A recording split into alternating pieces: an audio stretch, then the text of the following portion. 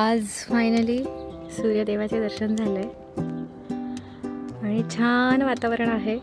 तुम्हाला दिसेल सगळा स्नो पण आता मेल्ट झाला आहे, जो सगळा भरला होता इथे. हे पांढरं पांढरं झालं होतं आणि पक्ष्यांचा चिवचिवाट पण ऐकू येतोय. पक्षी पण उडतायत आकाशात. येस, आता वातावरण हळूहळू छान होत आहे.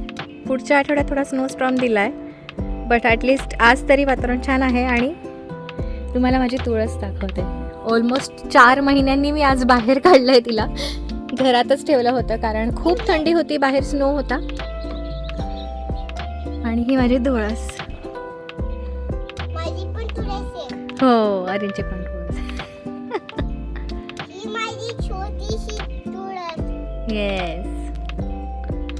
आणि आता वेदर छान होत आहे म्हणून हळूहळू मी बिया लावायला सुरू केलं. इथे कोथिंबीर लावली आहे, इथे आलं लावलं आहे, इथे मिरचीचं लावलं आहे आणि इथे मी बेल पेपर लावला आहे, म्हणजे आपली सिमला मिरची लावली आहे. आणि अरिंकडे जी छोटीशी कुंडी आहे त्याच्यात गोकर्ण आहे. तर हळूहळू आता असे प्लांट्स मी लावले आहेत. तुळशीची मी थंडीत कशी काळजी घेतली ते थोडक्यात सांगते. तर मी कधीतरी पाणी घालायचे, जेव्हा अगदीच आपल्याला खालची माती ड्राय झालेली दिसेल तेव्हाच फक्त मी पाणी घालत होते. अदरवाईज पाणी घालत नव्हते, कारण ऑलरेडी खूप गार वातावरण होतं.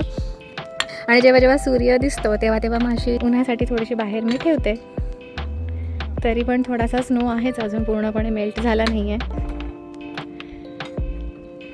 वीकेंड आहे आणि शांतता आहे सगळीकडे.